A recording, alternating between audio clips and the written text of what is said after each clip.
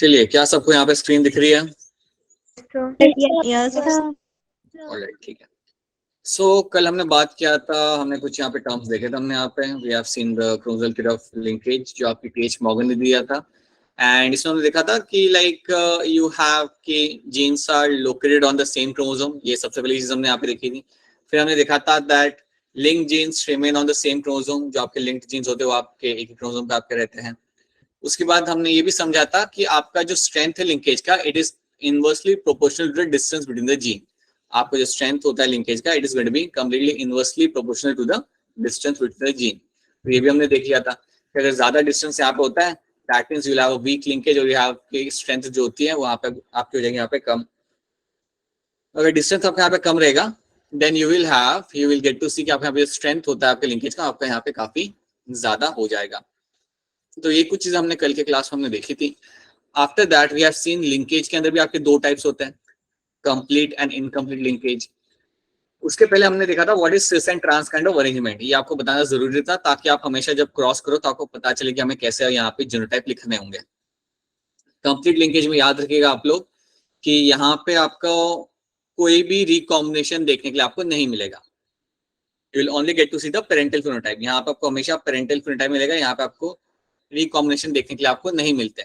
यहाँ पे crossing over हो नहीं पाता और इसलिए ये दोनों जीन, गुड इवनिंग बेटा, गुड इवनिंग, ये दोनों जीन आपके एक साथ ही ट्रेवल करते हैं from one generation to another generation.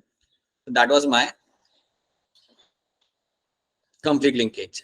Now after this, that is something we have seen, ये हमने यहाँ पे देखा था। Then we have seen this cross over here. Now when you see this cross, understand this thing very clearly that यहाँ पे हमने बात किया था that we have taken the red eye as a capital P and normal wing as a V over here, capital V. Purple eye को small P लिया था, वेस्टल wing को हमने स्मॉल वी लिया था। और ये करके हमने यहाँ पे क्रॉस किया और हम ये समझ रहे थे example of my complete linkage in my male drosophila. That is something we were trying to understand. जब हमने ये क्रॉस किया था तो हमें पहले तो मिले थे हमारे यहाँ पे F1 प्रोजिनी। देन हमने इनको कराया था हमारा like we have gone for a test cross. और जब हमने टेस्ट क्रॉस किया तो हमें पता चला कि हमें सिर्फ दो ही पेरेंटल यहाँ पे फिनोटाइप देखने के लिए मिल रहे हैं। I am only getting to see the only two parental phenotype. So जब मुझे यहाँ पे पेरेंटल फिनोटाइप यहाँ पे मुझे देखने के लिए मिला, तब मैंने बोला कि यार ये तो एग्जांपल मेरा बनेगा ऑफ माय कंप्लीट लिंकेज। यहाँ पे मुझे लाइक अलग अलग कोई नए रिकॉम्बिनेंट्स मुझे यहाँ पे देखने के लिए मुझे नहीं मिल रहे। सो that's why this becomes example of your complete linkage. तो ये हमने कल की क्लास में हमने देखा था। Now we'll try to understand something in terms of my incomplete linkage. तो यहाँ से हम देखना चालू करते हैं कि यहाँ पे आपको क्या मिलेगा देखने के लिए। ठीक है, when new or non-parental combinations of linked genes are formed. तो जब हम बात करते हैं इनकम्प्लीट लिंकेज की, तो याद रखिएगा कि यहाँ पे मुझे रिकॉम्बिनेंट्स देखने के लिए मिलेंगे।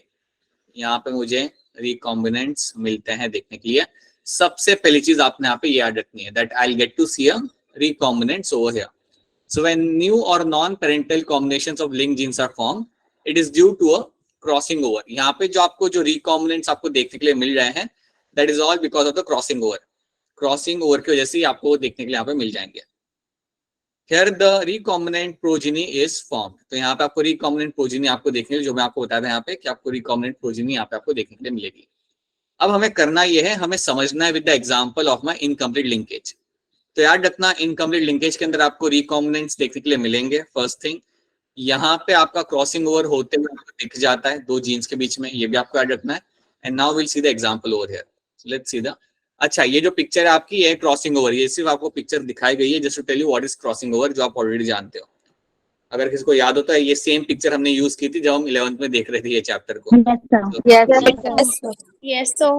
Right, so this is what you can see कि आप यहाँ पे जेनेटिक मटेरियल यहाँ पे आपका एक्सचेंज हो रहा है। ठीक है, अब ये हम इस चैप्टर के कॉन्टेक्स्ट में है देखते हैं कि हमारे पास यहाँ पे सिस्टर क्रोमैटिड्स है, राइट, और क्रॉसिंग ओवर होगा इनके बीच में। Crossing over will be happening between the two non sister chromatids. तो यहाँ पे होता है आपका क्रॉसिंग ओवर, और जब यहाँ पे क्रॉसिंग ओवर हो गया तो आप देखो यहाँ पे क्या हुआ, आपके यहाँ पे एलील्स आपके यहाँ पे एक्सचेंज हो गए। जो कैपिटल सी वहां पे था वो राइट पे चला गया, लेफ्ट में आपका जो कैपिटल बी था वो, सॉरी, जो आपका स्मॉल सी था वो आपका इस पे आ गया, रेड ब्लू वाले क्रोमोसोम पे आ गया। So you can find, that's how you will find कि आपका एलिल्स यहाँ पे आपके एक्सचेंज होते हैं और यहाँ पे what you get to see कि ये बन गए आपके recombinants. So they both over here, ये देखिए यहाँ पे मेंशन किया, these two become my recombinants over here. But बाकी जो देर यहाँ पे जो क्रोमैटिड्स है वो मेरे रिकॉम्बिनेशन फॉर्म नहीं करते बिकॉज ऑब्वियसली उनके अंदर क्रॉसिंग ओवर नहीं हो रहा. Now let's take example of my incomplete linkage in female drosophila. इसको हम समझते हैं, इसको आप ध्यान से आराम से समझना. और इसके हम दो एग्जांपल लिखेंगे, दोनों एग्जांपल को आप आराम से देखो यहाँ पे. सो यहाँ पे हम एक कैरेक्टर फॉलो करेंगे and that will be my body colour and eye colour.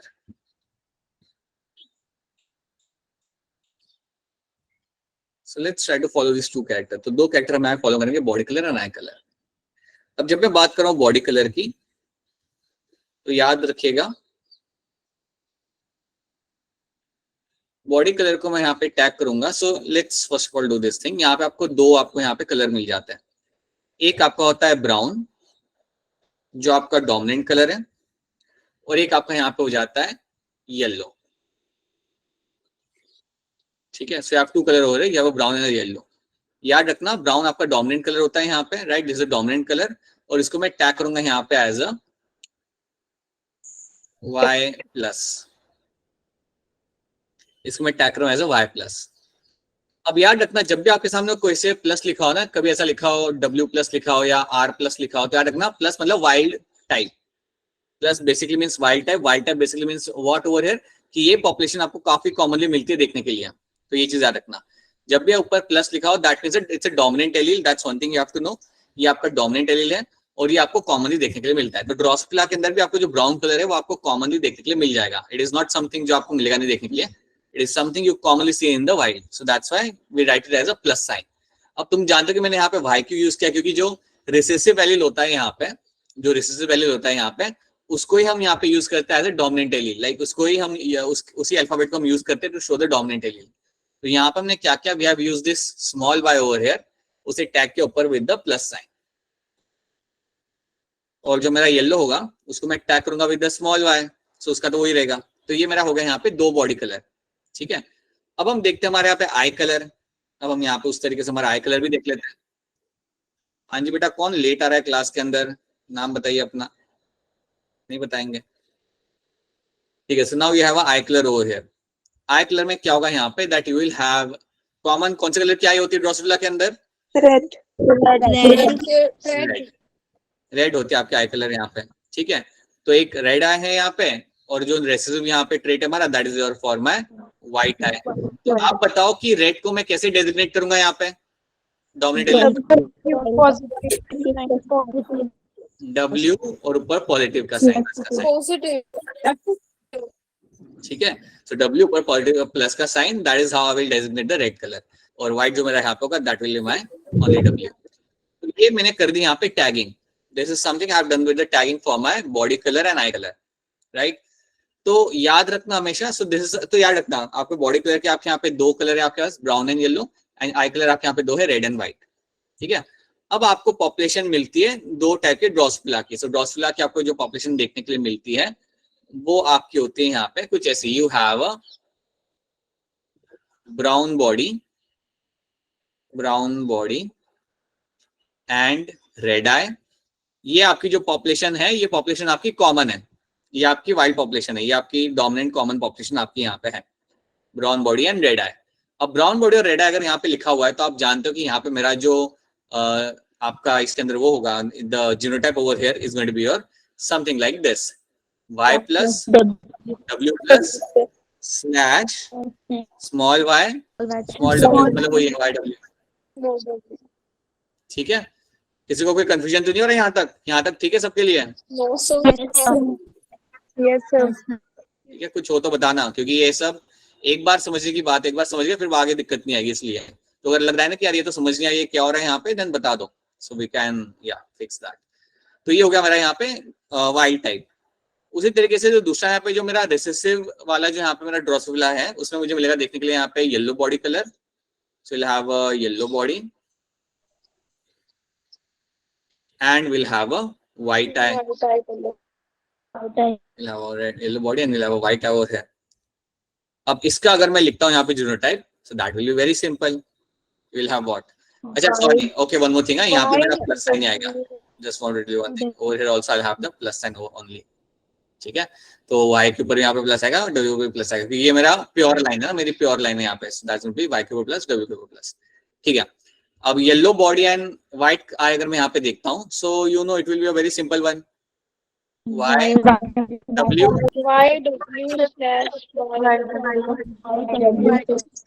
बस इतना ही है, right.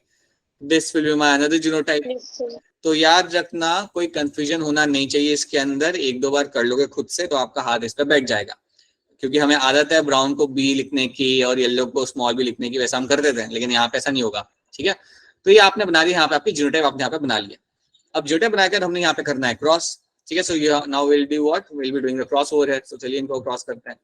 We have a w plus y plus w plus slash y plus w plus. इनको हम कराएंगे यहाँ पे क्रॉस, और इनको हम क्रॉस करा रहे हैं विद माय yw. अब इनको अगर मैं यहाँ पे क्रॉस करा रहा हूं तो आप जानते हो कि यहाँ पे जो मेरे जो F1 जनरेशन बनेगा वो क्या बनेगा, बता दो मुझे, आप लोग बता दो जनरेशन यहाँ पे. So y plus w plus y plus y. ठीक है, Yellow and red eye. बिल्कुल सही. ये मेरा बनेगा यहाँ पे genotype. y plus w plus slash y and w, ये बनेगा मेरे यहाँ पे जीनोटाइप, क्योंकि आप जानते हो कि यहाँ से क्या गैमेट आएंगे और यहाँ से मेरे क्या गैमेट आएंगे. So ultimately that is my genotype. तो ये है मेरा यहाँ पे F1 जनरेशन. मेरा F1 जनरेशन यहाँ पे बन चुका. That is something which is in form. बताओ इसका कौन बताएगा मुझे इसका कलर. रमिता आप बताओगे इसका कलर क्या होगा, कलर क्या होगा इसके बॉडी का और इसके आंखों का. बच्चे चुप हो गए. रिया आप बताओगे क्या कलर होगा इसके बॉडी का और इसके आंखों का. So yellow body and red color and eye color. Sorry. पक्का. येलो बॉडी प्लस साइन मतलब white red. Red eye. So brown body.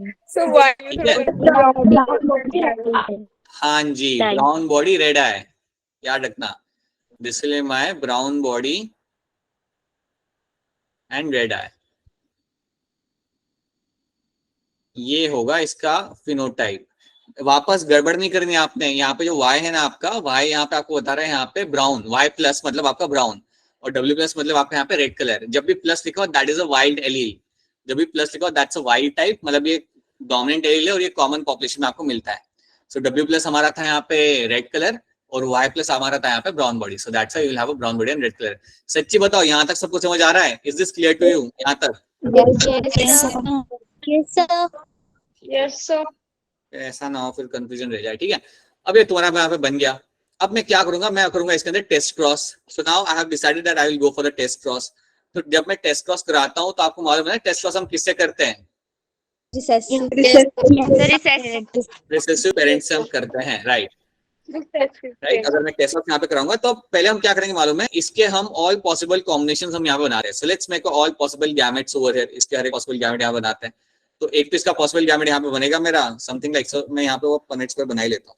Let me make this Punnett square over here and let's make all possible gametes over here. इसमें से F1 में से कितने possible gamete मेरे यहाँ पे बनेंगे. तो एक मेरा बनेगा मेरे यहाँ पे y प्लस w प्लस एक तो गैमेट बनेगा. ठीक है, और क्या बनेगा?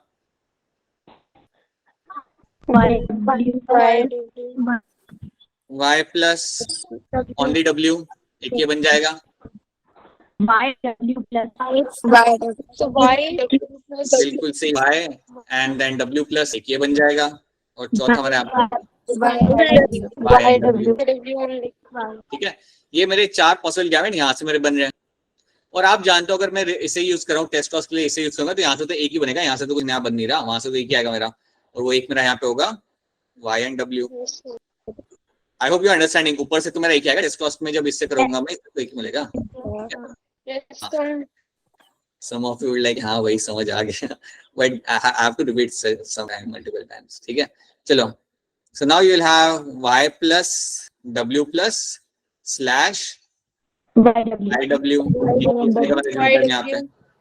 ठीक है.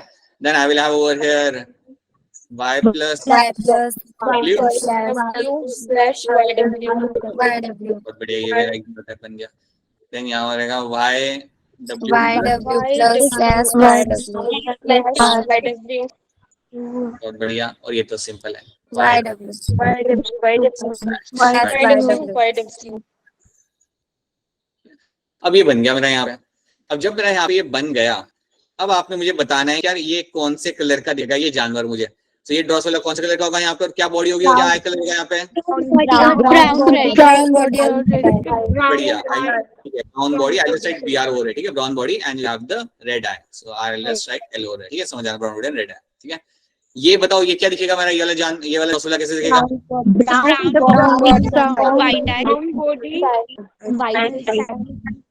And White eye. राइट, ठीक है, बिल्कुल सही, बिल्कुल सही। You will have a brown body and you will have the white eye, so I right W over here.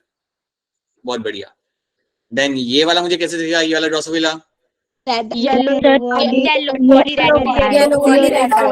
क्या बात है, क्या बात है, ये येलो बॉडी एंड रेड आई। हाँ जी, ठीक है, और ये वाला मेरा रहेगा, ये वाला मैं बताऊंगा। yellow body, white body and red. Yellow body white eye, ठीक है। तो ये मेरे यहाँ पे बन गए। अब मुझे आप ये बताओ कि इनमें से आपके रिकॉम्बिनेंट कितने हैं, कौन से रिकॉम्बिनेंट है मेरे यहाँ पे? Brown or white eye. तो ये है मेरा रिकॉम्बिनेंट, ठीक है, और येलो बॉडी रेड आई में मेरा रिकॉम्बिनेंट है, right. So now we are getting this, ये जो दो है यहाँ पे दे आर रिकॉम्बिनेंट, और ये जो मेरे दो यहाँ पे बाकी के दो they are my parental one. तो यहाँ पे आपको रिकॉम्बिनेंट देखने के लिए मिल जाए, क्योंकि हमने इस तरीके से बनाया, तो यहाँ पे दिख रहा है, we can see that these are the parental one and these are also the parental one. अब ग्रेगर मेंडल ने नहीं, TH मॉर्गन ने ये हमारा क्रॉस किया। अब TH मॉर्गन ने जब यहाँ पे क्रॉस किया तो उसे रिकॉम्बिनेंट दिखे, लेकिन अब याद रखना कि उसे कितना परसेंटेज मिला रिकॉम्बिनेंट का। तो याद रखना जब उसने ये क्रॉस किया, सो he was able to found that the number of recombinant over here were around 1.3%, and the number of parental phenotype, parental जो आप कहते हैं यहाँ पे, वो थे आपके अराउंड 98.7%। तो ये उसको मिला यहाँ पे result, he was able to found this kind of result over here कि नंबर ऑफ रिकॉम्बिनेंट मिले उसे, लेकिन बहुत कम मिले। याद रखना नंबर ऑफ रिकॉम्बिनेंट उसे मिले, लेकिन जो नंबर ऑफ रिकॉम्बिनेंट थे यहाँ पे वो थे आपके सिर्फ अराउंड 1.3%, इतना ही उसे रिकॉम्बिनेंट वहां पे मिले, मतलब बहुत कम थे। अब अगर आपको दिख रहा है कि यहाँ पे रिकॉम्बिनेंट काफी कम है, तो क्या मैं ऐसे कह सकता हूँ कि ये दो जो मेरे जीन है वो काफी एक दूसरे के पास में, they are very close to each other, can I say? Right, ये जो मेरे जो जीन यहाँ पे होंगे, the gene over here must be this two genes must be very close to each other. अब क्योंकि ये बहुत क्लोज है एक दूसरे से, that is why what is happening, the number of recombinant I found are very less. बहुत कम चांसेस है कि इन दोनों के बीच में से क्रॉसिंग ओवर होता होगा, इसलिए यहाँ पे आपको जो रिकॉम्बिनेंट आपको यहाँ पे मिल जाए, आपको यहाँ पे काफी कम मिल जाए। I can say that, I can very clearly say that by looking at the recombinant over here. मैं recombinant का नंबर देख के स्ट्रेंथ बता सकता हूँ मेरे दोनों जीन के बीच की, right? I can actually tell you the strength between the gene of my body color and eye color. उस दोनों जो मेरे यहाँ पे जीन है उनकी जो स्ट्रेंथ है यहाँ पे वो काफी ज्यादा स्ट्रॉन्ग है, and that is why I am finding कि यहाँ पे recombinant मुझे यहाँ पे कम मिल जाए। इतना आपको यहाँ पे समझ आ रहा है? Is this part clear to you? Yes, sir. ठीक है, अब ये उसने यहाँ पे क्रॉस किया, याद रखना यहाँ पे हमने कौन सा कैरेक्टर फॉलो किया था, we have followed the body colour and eye colour. अब TH मॉर्गन ने यहाँ पे एको क्रॉस किया, now let's see one more cross which TH Morgan did. तो अब यहाँ थोड़ा फटाफट करते हैं। सो नाउ अदर क्रॉस जो उसने यहाँ पे किया था, उसमें उसने क्या देखा था, he took into account eye colour and wing type. यहाँ पे जो उसने कैरेक्टर फॉलो किया that was your eye colour and your wing type. तो ये दो कैरेक्टर उसने डिसाइड किया कि वो इन्हें फॉलो करेगा। अब हम यहाँ पे देखते हैं कि आपको यहाँ पे आई कलर यहाँ पे आपको क्या मिलता है, that is something you know, you have a red eye colour, that is something you are familiar with, ठीक है। तो यहाँ पे आपको दो आई कलर यहाँ पे आपको मिल जाते हैं, you have a red and white, ये आप जानते हो। So you have red eye and you have a white eye, so ये आपको दो फिनोटाइप आप, we have also seen that previously as well. Wing type में आपको दो चीज याद रखनी है, एक है आपका नॉर्मल विंग, ठीक है, Vestigial wing. वेस्टिजियल यहाँ पे दूसरा टर्म आएगा, यहाँ पे हम एक नया टाइप का विंग डालेंगे, that is my miniature wing. Miniature. So we use another term over here. Vestigial भी आपका रहता है, बट यहाँ पे हम एक नया टर्म यूज करें, that is my miniature wing, ठीक है, आपको दो टाइप के यहाँ पे आपके विंग है, आई कलर आपके दो टाइप के, विंग टाइप मेरे यहाँ पे दो टाइप के, ठीक है। अब मैं इनको करता हूँ यहाँ पे टैगिंग। सो जो मेरा यहाँ पे वाई टाइप होगा यहाँ पे वो कुछ ऐसा दिखेगा, that will my W plus for my I colour, ठीक है। या मेरे को आपको इस तरीके से बताता हूँ, let me tell you directly like this, या आप लोग भी मुझे बताओगे, अगर इतना समझ आ रहा है तो आप लोग मुझे यहाँ बता सकते हो, मुझे सब करने की जरूरत नहीं पड़ेगी। अब मुझे बताओ, समझो आपके पास एक ड्रोसोफिला है जिसका कलर है आपका, let's assume it has red eye and normal wing.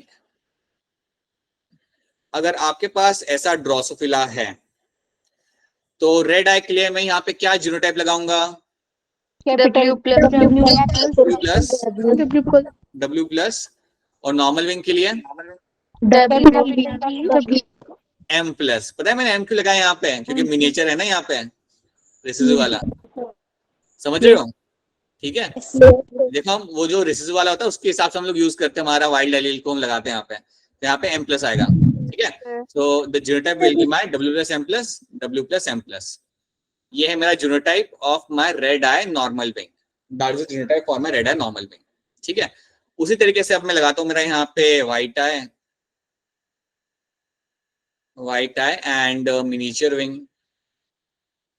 Miniature wing, इसका मैं लगाता हूँ यहाँ पे अपना जीनोटाइप लगा के दिखाता हूँ आपको, या आप लोग मुझे बताओ। तो वाइट आई का मैं यहाँ पे क्या लगाऊंगा बताइए, W M, ठीक है, right, slash W N M।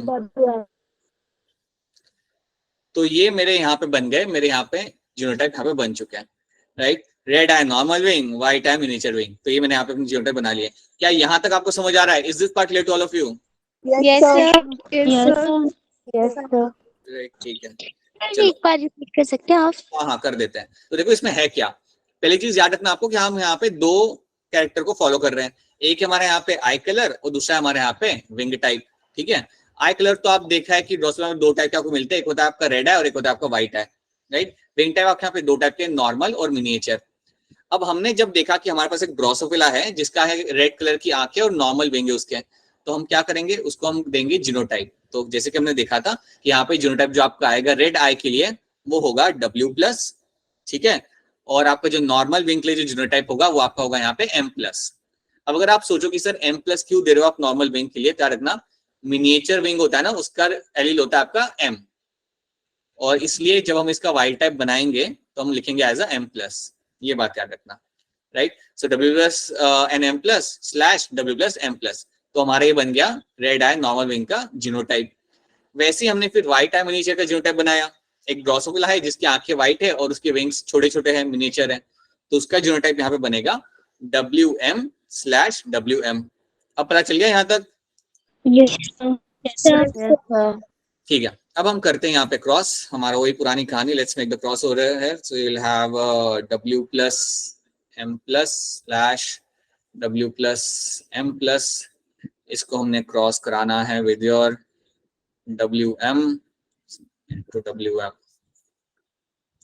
अब जब मैं इसको क्रॉस करूंगा मुझे क्या मिलेगा F1 जनरेशन के अंदर? W plus M slash WM slash WM। So that is something you will get to see। ये तुम्हें यहाँ पे देखने के लिए मिल गया। क्या होगा इसका फिनोटाइप, क्या होगा बताएगा, कौन बताएगा? ऐसा तमन्ना बताओ इसका क्या फिनोटाइप होगा?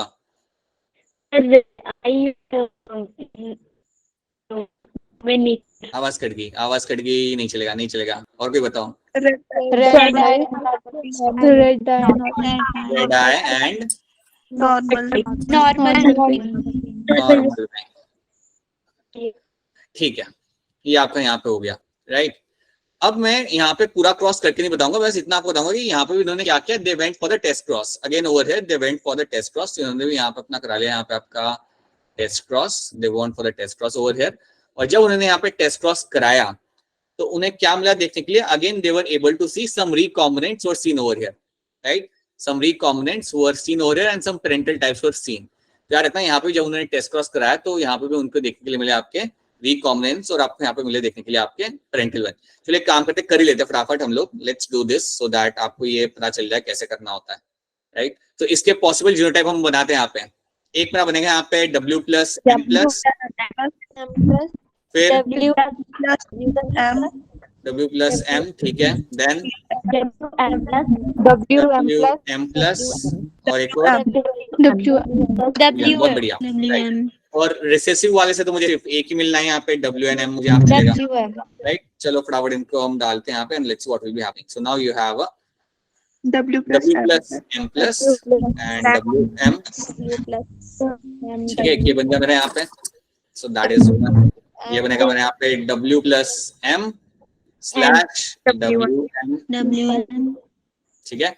ये मेरा क्या बनेगा यहाँ पे WM प्लस WM,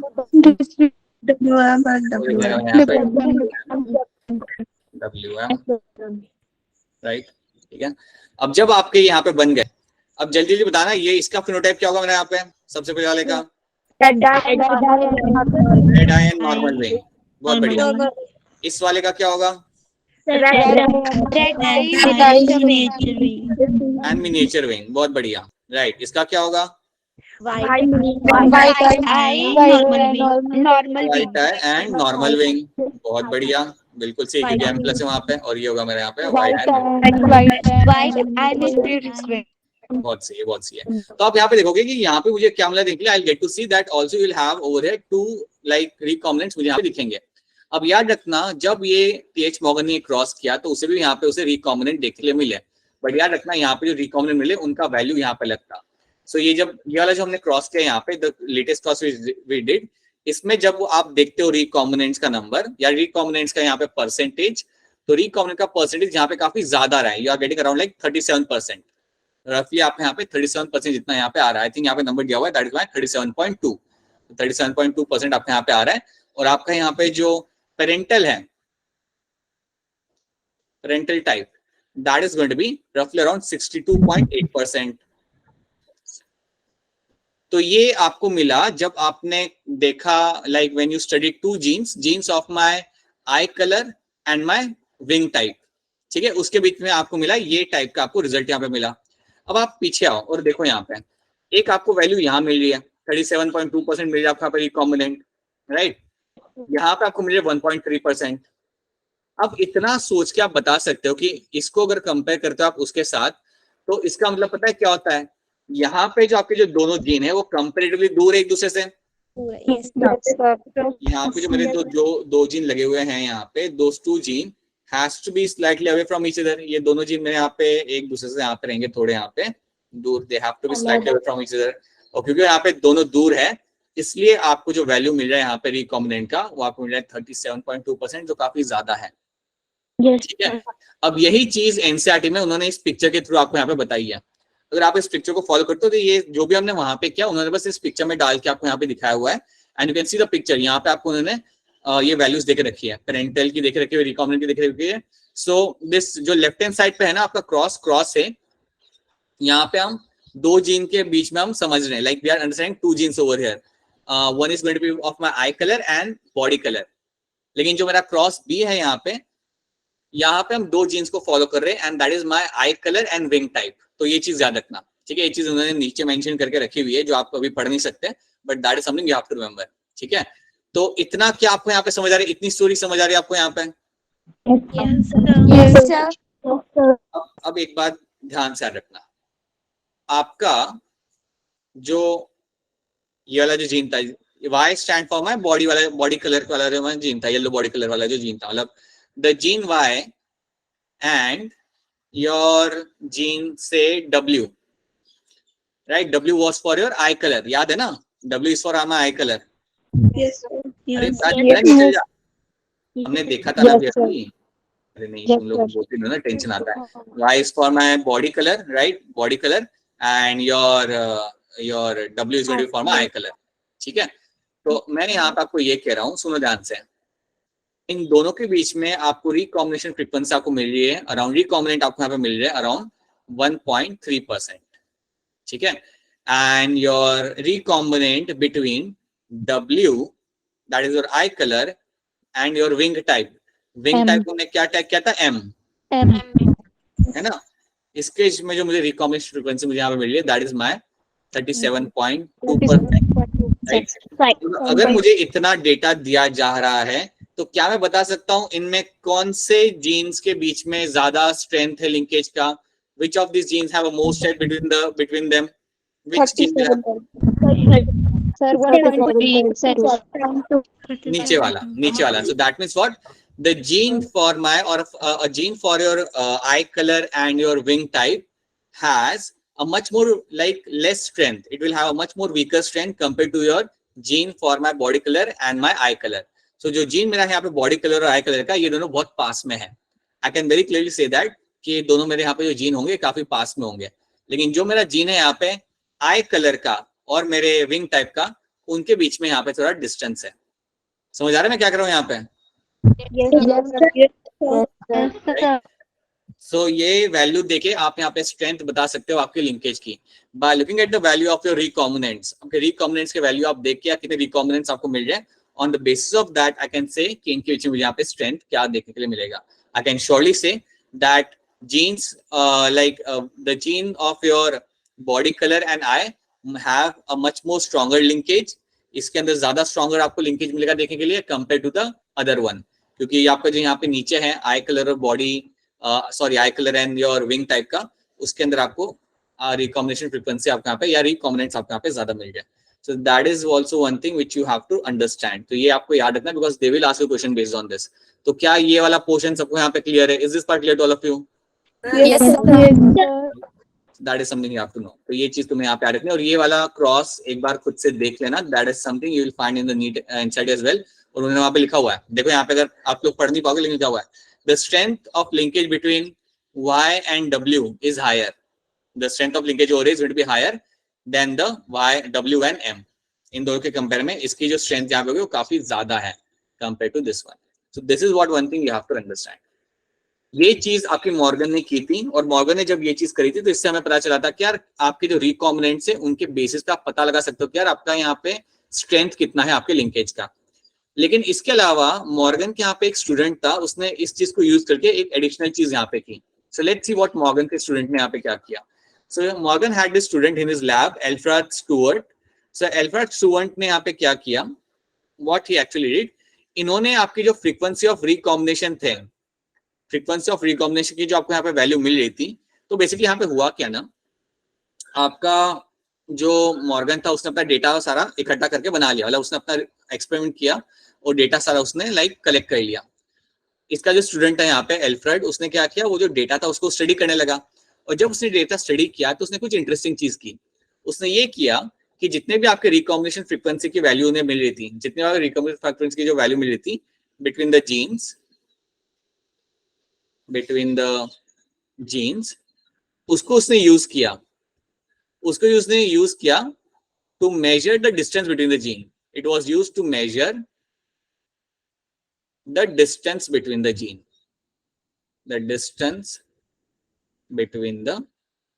जीन,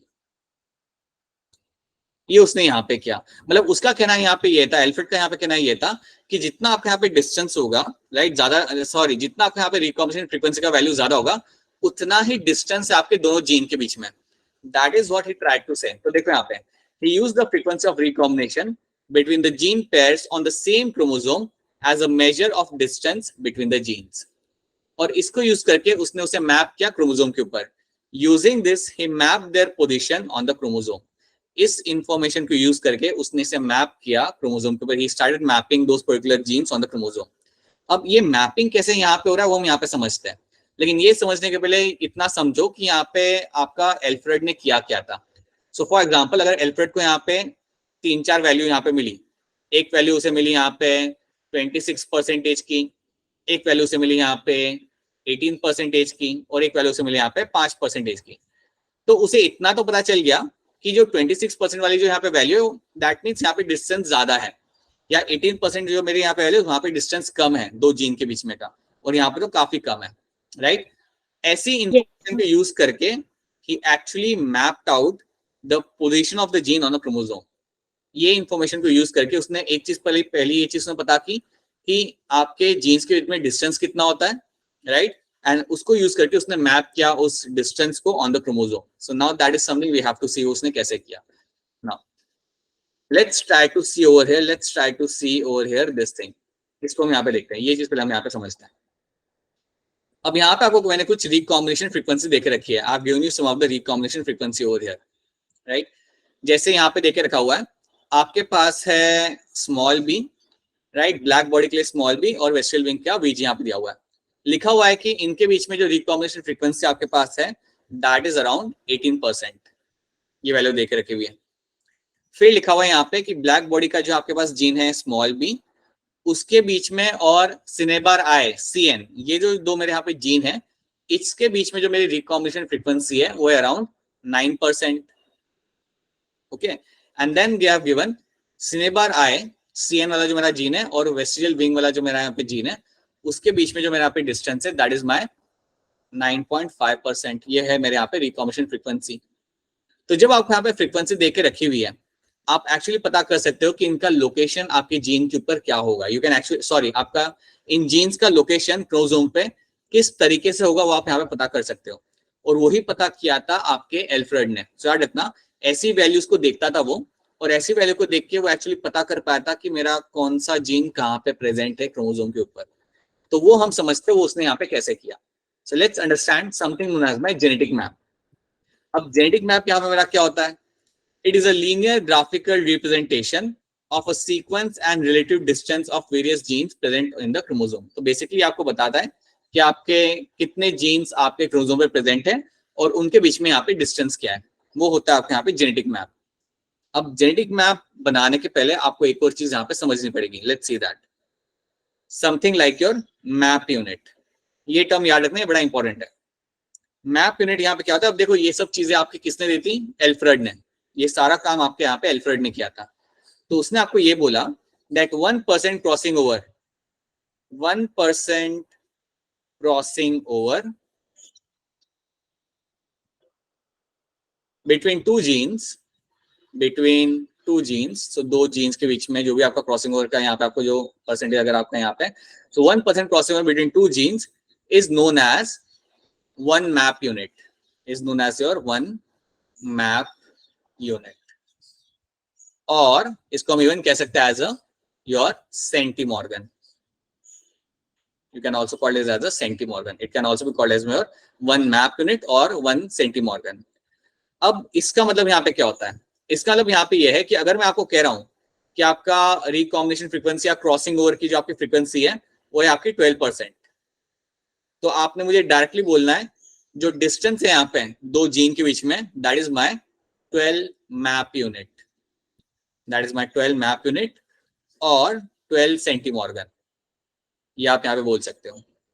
अगर मैं आपको कहता हूं कि आपके जो दो जीन्स हैं उनके बीच में जो मुझे क्रॉसिंग ओवर की वैल्यू जो मुझे यहाँ पे मिल रही है वो है मेरी अराउंड 33%, तो इसका मैप यूनिट कितना होगा? या मैं इवन यहाँ पे टर्म यूज कर सकता हूँ एज अ सेंटीमॉर्गन, मैं कोई भी टर्म यहाँ पे यूज कर सकता हूँ, ठीक है। तो ये बड़ा ही सिंपल लॉजिक है, इसमें आपको ज्यादा दिमाग नहीं दौड़ाना। जितना भी आपकी क्रॉसिंग ओवर का वैल्यू होगा उसको आप मैप यूनिट में यहाँ पे आप कन्वर्ट कर सकते हो and you will get the value over here. ये चीज भी आपको एल्फ्रेड ने ही करके दी थी, that is also something which was done by your Alfred. Now on the basis of that, इसको यहाँ पे देखो, आपके सामने यहाँ पे एग्जांपल लेके रखा हुआ है। तो अगर स्मॉल बी और वीजी के बीच में अगर आपको 18% रिकॉम्बिनेशन फ्रीक्वेंसी अगर आपको मिल रही है, तो यहाँ पे इसका वैल्यू क्या होगा मैप यूनिट का? 18 सेंटीमॉर्गन लिख देता हूं मैं। यहाँ पे क्या होगा? 9 centimorgan, right. So that is a distance between, ये बेसिकली आपका डिस्टेंस है, that is a distance between CN and B। 18 centimorgan is a distance between VG and B, and 9.5 centimorgan will be my distance between your VG and CN। अब समझो तुम्हारे सामने ये value मिल गई, समझो इस बात को कि they have given you this value, समझो आपको उन्होंने ये वैल्यू, इसका माइक होना बेटा शायद से, नौकरी आपका माइक होना शायद से, समझो ये वैल्यू आपको दे दी गई आप लोगों को। अब आपसे पूछा कि इनको अरेंज करो क्रोमोसोम के ऊपर, ये आपको क्वेश्चन आएगा। They will give you such value and they will tell you that now arrange these genes on the chromosome। आपके सामने अभी पता है 3 जीन है, एक है मेरा ब्लैक बॉडी के लिए जो मेरा B है यहाँ पे बॉडी कलर वाला, एक है मेरा यहाँ पे वेस्टिजियल विंग वाला, और तीसरा मेरा यहाँ पे है CN वाला, ठीक है, आपके पास 3 जीन है, वो लोग आपको कह रहे हैं कि इन 3 जीन्स को अरेंज करो क्रोमोसोम के ऊपर, तो आप कैसे करोगे? तो आपको सबसे पहले ये देखना है कि इन डेटा के अंदर सबसे ज्यादा डिस्टेंस कौन से 2 जीन के बीच में है, बताओ मुझे। BG और B. Black body and black body and right, इन 2 के बीच में मुझे मिलेगा सबसे ज्यादा डिस्टेंस यहाँ पे। सो आई कैन क्लियरली से कि ये दोनों मेरे दूर दूर खड़े हैं, these 2 genes are standing far apart. तो यहाँ पे मैं लिख दूंगा मेरा यहाँ पे बी वाला जीन, और यहाँ पे लिख दूंगा मेरा यहाँ पे बीजी वाला जीन, राइट। तो जिसमें सबसे ज्यादा आपका डिस्टेंस होगा उनको आप पहले दोनों को दूर दूर खड़ा कर दो। अब उसके बाद आपका रह कौन सा गया, सिनेबार आई वाला, राइट। तो सिनेबार आई वाला आपका कहीं पे यहाँ पे बीच में आएगा, सिनेबार आई वाला जो आपका जीन होगा वो यहाँ पे कहीं पे बीच में प्रेजेंट होगा, ओके। और इस हिसाब से फिर आप यहाँ पे देख भी सकते हो कि आपका यहाँ पे जो डिस्टेंस आ रहा होगा ना, इन दोनों के बीच आप डिस्टेंस जानते हो, the distance between these 2 gene is going to be 18 centimorgan, right? The distance between black body and cinnabar eye is going to be around 9 centimorgan. ये भी आपने देखा है यहाँ पे, this is going to be around like 9 centimorgan यहाँ पे आ जाएगा, और इन दोनों के बीच में आएगा यहाँ पे 9.5 सेंटीमॉर्गन, 9.5 सेंटीमॉर्गन। तो इस तरीके से आपने इसे अरेंज कर दिया। अब आपसे कोई पूछा कि यार क्या डिस्टेंस क्या सीक्वेंस है, तो आप बोलोगे पहले बी आएगा, फिर CN बीच में है, and then you have the VG in the last. So that is the sequence I will get to see over here. तो इस तरीके से आप मैपिंग कर सकते हो अपनी जीन की क्रोमोसोम के ऊपर। यही बात वो आपका एल्फ्रेड वहां पे करा था, that using this data you can actually get to know, you can actually do the mapping of the gene on the chromosome। तो यहाँ पे हमने मैपिंग कर दिया, हमें एग्जैक्टली पता चल गया कि हमारा B और VG के बीच में मेरा CN आ रहा है, B एंड VG के बीच में मेरा यहाँ पे आ रहा है CN। क्या आपको ये वाला पार्ट समझ आ रहा है? क्या ये वाली स्लाइड आपको यहाँ पे समझ आ रही है? Yes, yes sir, right. yes sir, in that case ये वाला क्वेश्चन आप मुझे करके बता सकते हैं। यहाँ पे क्वेश्चन को हम यहाँ पे ध्यान से देखते हैं, राइट। क्या बोला है यहाँ पे, you have 3 genes A, B and C and percentage of crossing over between A and B वहां पे दिया हुआ है is going to be around 20%। B and C के बीच में यहाँ पे आपका क्या है, crossing over that is going to be around like 28%, right? And A and C के बीच में आपका है यहाँ पे 8%। What is the sequence of genes on the chromosome? यहाँ पे आपके सीक्वेंस क्या होगा क्रोमोसोम के ऊपर, ये आपको पूछा है यहाँ पे। तो पहले आप मुझे ये बताइए कि यहाँ पे इसके अंदर सबसे ज्यादा डिस्टेंस कहाँ दिख रहा है आपको, इन तीनों वैल्यू में डिस्टेंस कहाँ पे ज्यादा दिख रहा है? B and C के बीच में, राइट। यहाँ पे डिस्टेंस दिख रहा है। अगर तुम्हें इतना भी पता चल जाता है तब भी तुम्हारा आंसर मिल जाएगा। क्या होगा इसके अंदर आंसर? A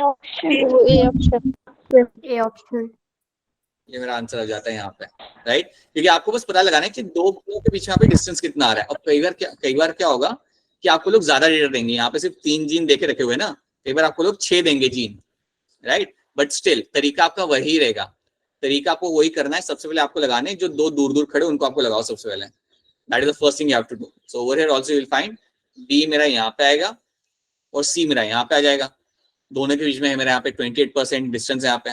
और फिर देखो आप यहाँ पे A और B के बीच मेरा यहाँ पे 20, सो दैट मीन्स व्हाट कि मेरा जो A है वो मेरा B से तो दूर ही खड़ा है, यहाँ पे मेरा वो B से यहाँ पे खड़ा हुआ, तो मेरा A बीच में नहीं आएगा, कहीं पे यहाँ पे आएगा, ठीक है। क्योंकि A और C के जो कितना डिस्टेंस है यहाँ पे, 8 का ही डिस्टेंस है यहाँ पे,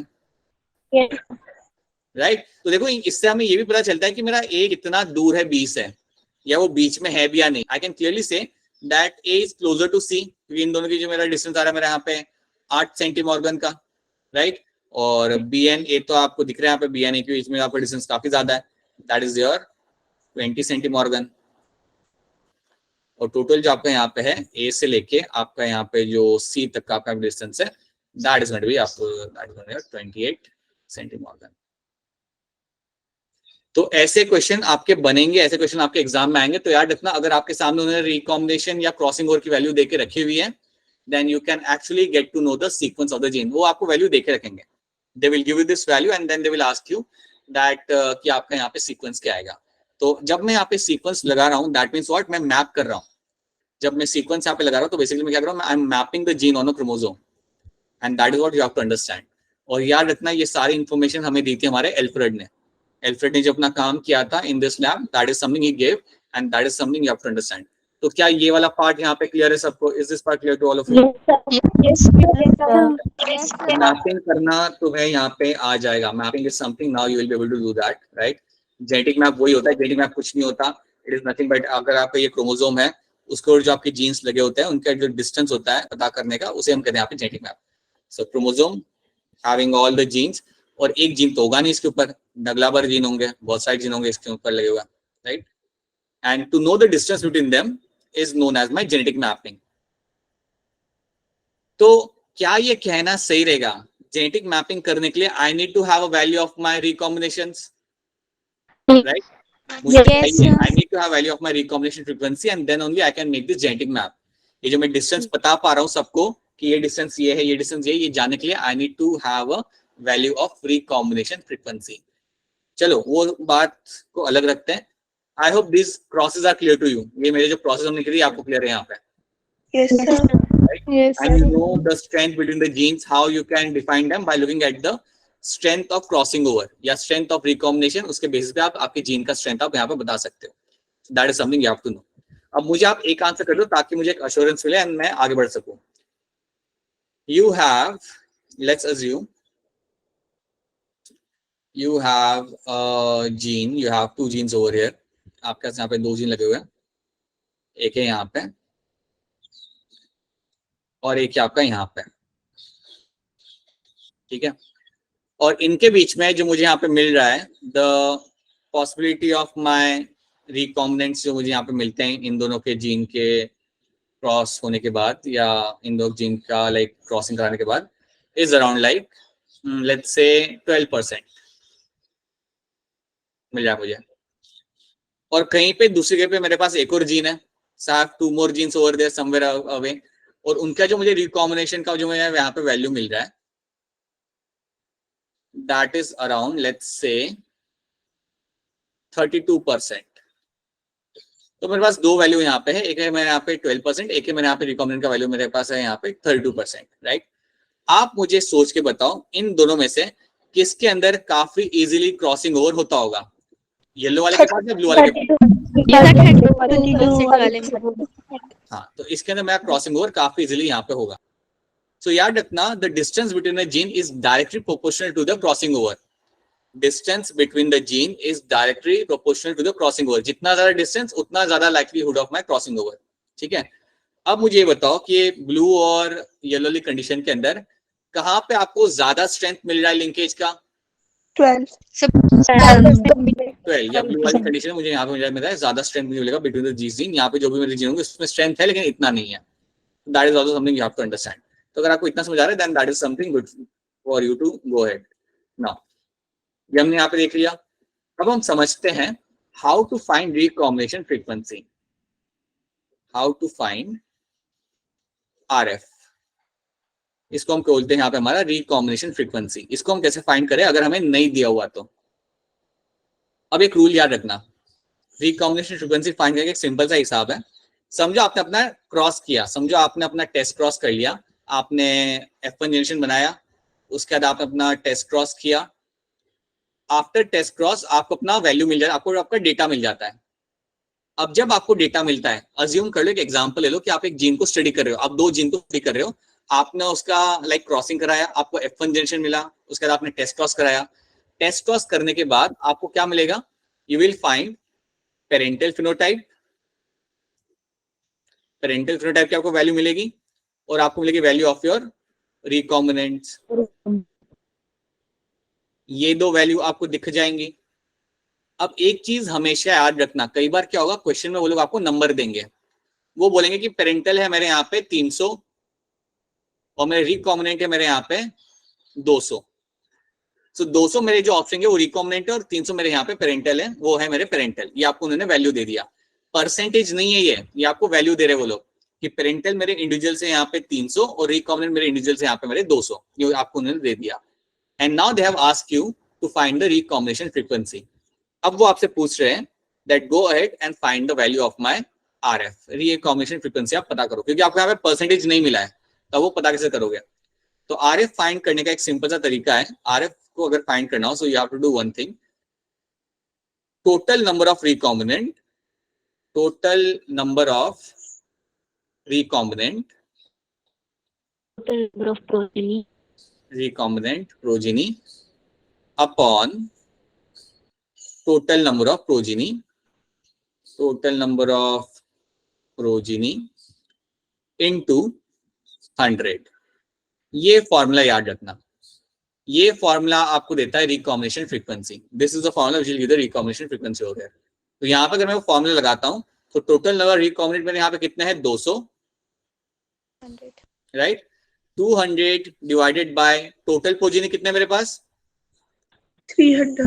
300. टोटल प्रोजेनी कितने हैं? 500. 500 into 100, राइट. हाँ तो बता दो मैथ्स वाले बच्चे, बताओ इसका क्या आंसर आएगा. तुम लोग तो फिजिक्स करते हो ना रेगुलरली हर रोज. बताओ इसका क्या आंसर होगा इसके अंदर. 40. पक्का 100%? Yes, sir. Yes. So that is the 40. मुझे क्या मिला यहाँ पे? 40 will be my percentage. 40 जो मुझे यहाँ पे मिलता है that is going to be my percentage. So that is my RF value. तो मेरा रिकॉम्बिनेंट फ्रीक्वेंसी का मेरे यहाँ पे 40% है, तो मेरा यहाँ पे कितना सेंटीमॉर्गन होगा? डिस्टेंस क्या होगा? 40. Right. So that is something you have to do. That is something they will ask you. तो ऐसे भी क्वेश्चन आपके बनेंगे. क्या ये वाली स्लाइड आपको समझ आ रही है? आपको फॉर्मूला याद रखना है, बस सिंपल सा फॉर्मूला है. Total number of recombinant upon total number of progeny. जितने भी प्रोजेनी उनको आप डिवाइड में डाल दो, इनटू कर दो आप 100, तो आपको आरएफ की वैल्यू आपको यहाँ पे मिल जाएगी. So that is how you will get the value of your RF. क्या ये वाला पार्ट सबको क्लियर है? Is this part clear to all of you? Yes, sir. In that case मुझे आप ये क्वेश्चन करके बता सकते हो. क्वेश्चन को आप देखो ध्यान से. क्वेश्चन को आप बस ध्यान, ये हम एक क्वेश्चन करते हैं, इसको हम ध्यान से देखो. In a cross between the individuals of homozygous A and B and wild type, in the cross 700 out of 1000 individuals होना पेरेंटल टाइप. तो लिखा हुआ है यहाँ पे कि मेरे जो पेरेंटल यहाँ पे मुझे मिलेंगे यहाँ पे दे आर माय 700. अगर 700 मेरे पेरेंटल है तो रिकॉम्बिनेंट कितने होंगे मेरे यहाँ पे? 70. बाबा नंबर बताओ ना. 300. Sir, 300. पेरेंटल तो रिकॉम्बिनेंट मेरे कितने होंगे? 300. 300. क्यों ऐसा करते हो तुम लोग? So now it is going to be my recombinant will be my 300. तो मुझे यहाँ पे वैल्यू मिल गया दोनों का. अब मैं इस वैल्यू को लगाऊंगा मेरे फॉर्मूला के अंदर, और फॉर्मूला मेरे यहाँ पे क्या था? Number of recombinant upon total number into 100, right. तो इसके हिसाब से अगर देखा जाए तो ऊपर आएगा मेरा, क्या आएगा ऊपर? 300 अपॉन 200. 200 कह रहे ये लोग. क्लास से बाहर निकाल नहीं सकता क्लास के बाहर किसी को वैसे ही. So you will find it will be 300 upon 1000 आएगा बेटा. 1000 आएगा, टोटल करूंगा ना मैं, टोटल पोजीशन लगेंगे ना बेटा यहाँ पे. क्यों ऐसे गलत आंसर दे रहे हो आप लोग? तो टोटल पोजीशन 1000, राइट. Multiply 100. क्या आंसर आएगा इसका? 30% आएगा. ठीक है, हमने आरएफ निकाला है. देखो हमने पहले निकाला यहाँ पे RF. So that is my RF. मेरा यहाँ पे 30%. और आप जानते हो आरएफ मींस व्हाट? सेंटीमॉर्गन कर दो इसे. So that is going to be 30 centimorgan और मैप यूनिट जो आप कहना चाहते हैं. तो आंसर इसका यहाँ पे आएगा C. Right. That is something you will find over here. तो ऐसे क्वेश्चन आपको लोग पूछेंगे, तो प्लीज फॉर्मूला यहाँ पे याद रखो और ऐसे क्वेश्चन को प्रैक्टिस करो. जब आपको असाइनमेंट मिलेगा तो ऐसे क्वेश्चन को सॉल्व करो, जितना हो सके उतना सॉल्व करो, so that you can get a hand on this, right. तो क्या सबको क्लियर है? How do we find recombination frequency? Is this part clear to all of you? ठीक है. अभी जो आपको असाइनमेंट मिलेगा ना वो करना. ये तो मैं आपके साथ शेयर कर दूंगा ये slides with you. Please have a look at that and please solve as many questions as possible based on this, because they do ask question based on this. और ये वाला क्वेश्चन तो आजकल ये लोग पूछ ही रहे हैं कि आप डिस्टेंस बताओ, like arrange the sequence of genes. So please do that. और जब भी आपको असाइनमेंट मिलता है उसे कर लिया करो. 10 12 15 क्वेश्चन ही होते हैं, टाइम निकालो और उसे कर लिया करो, right. Because please start trusting the process जो आपको फैकल्टीज कह रहे होते करने के लिए. Please start doing that and you have to do that for next 1 year and that is something which is going to be important for you. ठीक है. सो याद रखना. सो आई होप ये वाला पार्ट सबको क्लियर है यहाँ पे. And I am also doing कि यहाँ तक कोई डाउट नहीं है. स्टिल एक बार इसे जाके देखो, अगर कोई चीज समझ नहीं आती then always you can get back to me with the things. But yes, as I have told you, the only way you can get stronger in this is by solving way too many number of questions. That's the only way you can become strong in this kind of process, right? All right, so let me just come back over here. Now, in case आपके पास कोई question है या कोई query है,